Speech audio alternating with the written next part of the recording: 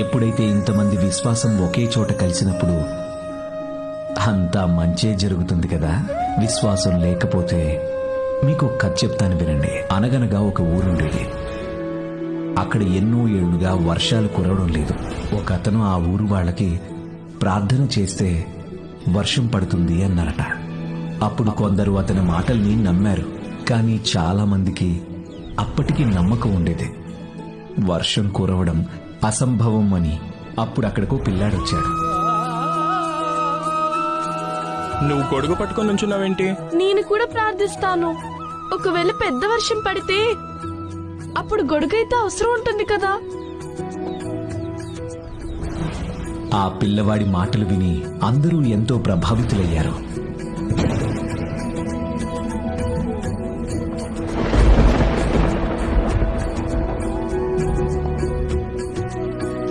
ఎప్పుడైతే ఇంతమంది